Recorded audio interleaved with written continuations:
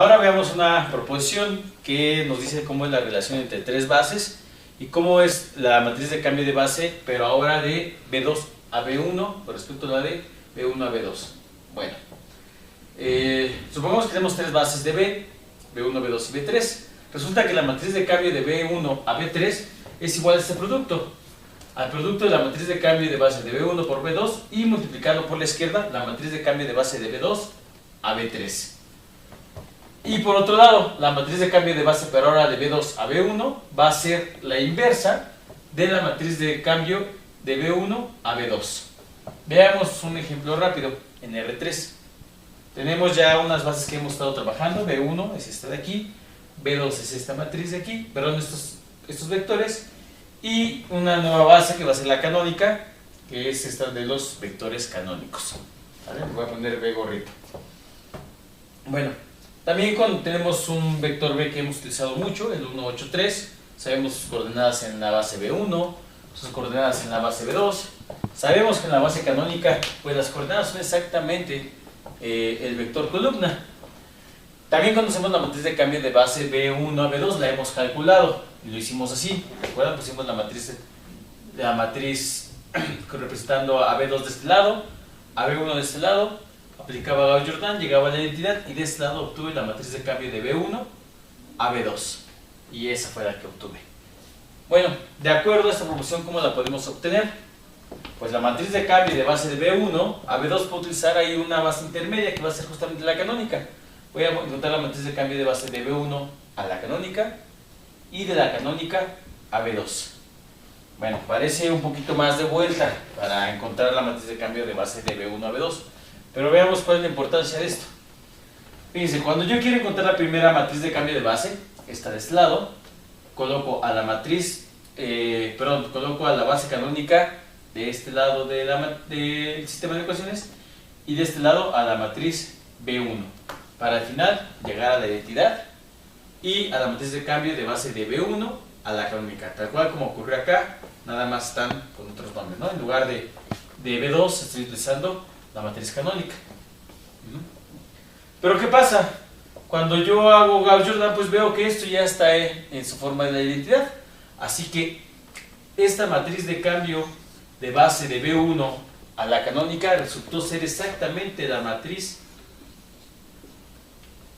cuyas columnas son los elementos de la base B1. Ya tenemos esta matriz. Ahora, para la matriz de cambio de base de la canónica a B2, coloco a B2 de este lado y a la canónica de este lado. Eso va a hacer que al final de mi proceso obtenga la matriz de cambio de la canónica a B2. Coloco la matriz B2 y a la canónica, pero la canónica es la identidad. Entonces, esto equivale a encontrar la inversa justamente de esta matriz. Es decir, lo que tengo aquí es la inversa de B2. Y bueno, esto la puedo bien calcular por el método de Gauss-Jordan, pero si no, por ese método, por cualquier otro, ¿no? Tenemos cómo calcular a través de la adjunta, en fin, el chiste es calcular esta inversa. Por lo que tenemos nuevamente, regresando a la matriz que queríamos calcular, que es la matriz de cambio de base de B1 a B2, va a ser el producto de estas dos matrices.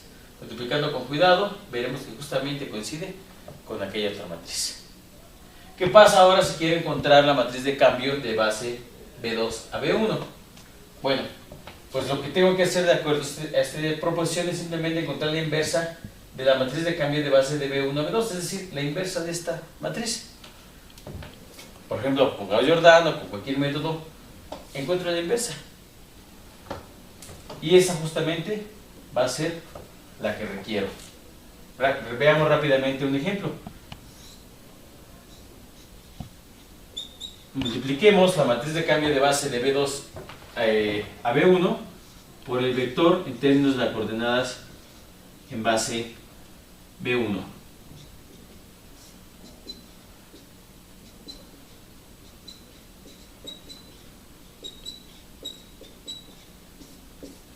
El vector en términos de la base B1 es 3, menos 2 y 5. Multiplicando con cuidado, tenemos ahí 3 medios más 5 medios, son 8 medios, que son 4, menos 2 son A ver si ven, permítanme. A la base B1. Son 3 y 5 son 8, entre 2 a 4, menos 2 a 5. Ya me damos el dedo. A ver, aquí tenemos un error. Esta es una matriz de cambio de base de B2 a B1. Lo que debo de multiplicar son justamente vectores en términos de la base B2. Digamos, esta es la que conocía. Entonces no es este vector, no son estas coordenadas, sino son las de la base B2, que son menos 7, 5 y 3. Multiplicando, entonces son menos 7 medios más 3 medios, son menos 4 medios, que sería menos 2 más 5, 3. Segunda fila por la columna sería menos 7 medios más 3 medios, que sería menos 2 medios, que sería, perdón, menos 4 medios, que sería menos 2. Y finalmente el último sería 7 medios más 3 medios, que sería 10 medios, que sería 5. Y si recuerdan, pues esto es el vector B en términos de la base B1. Bueno, entonces vean que a lo que nos ayuda esta proposición sobre cómo se comporta las matrices de cambio con 3 bases y con respecto a conmutar las coordenadas, pues no es más que calcular inversas de matrices. Finalmente veamos la demostración de la proposición. Vamos a demostrar solamente la primera, las propiedades. La segunda se quedará como ejercicio. Bueno, para probarlo primero notemos que esta matriz hace lo mismo que este producto de matrices. Y es que en efecto, agarramos un vector en B y veamos que cuando yo me fijo en las coordenadas del vector en términos de la base B1 y lo multiplico por este producto de matrices, al ser receptivo es igual a esto. Aquí lo que tengo es la matriz de cambio de base de B1 a B2 por un vector en términos de B1. Eso lo que me arroja es el vector B en términos de la base B2.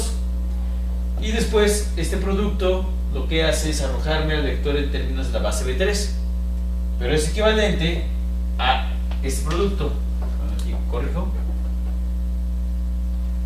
Al producto de la matriz de cambio de base de B1 por B2 por el vector B en términos de la base B1, ya que esto me daría el vector en términos de la base B3. Bueno, lo que tenemos hasta ahorita es que el producto de matrices hace lo mismo, es decir, tengo esta igualdad para todo vector B.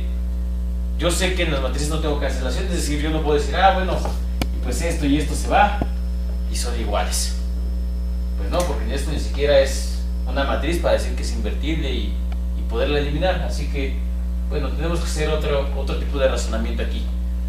Bueno, llamémosle a todo el producto de dos matrices, llamémosle la matriz A. Y a esta matriz llamémosle la matriz D.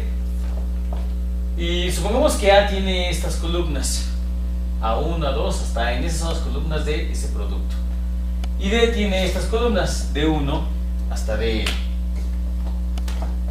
Ahora, agarremos un vector B tal que las coordenadas del vector B en términos de la base B1 son estas, es 1 hasta arriba y 0 en las demás posiciones. Yo sé que este vector existe porque basta con que me fije en la base B1, vea quién es el vector, el primer vector, y ese tiene coordenadas 1, 0, 0, 0, 0. Bueno, ¿qué pasa cuando multiplico a por el vector B en términos de la base B1? Bueno, sería multiplicar esta matriz en términos de columnas por esta columna de aquí, lo cual me da A1.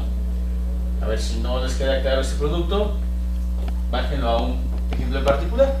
Aquí tenemos una matriz de 3 por 3, tenemos 1, 0, 0. Cuando multiplico esto por esto me da 3 arriba, menos 2 y 5, es decir, lo que obtengo es justamente la columna 1. Entonces eso me daría A1. Y bueno, por otro lado, esto sería igual a la matriz D por el vector B en términos de la base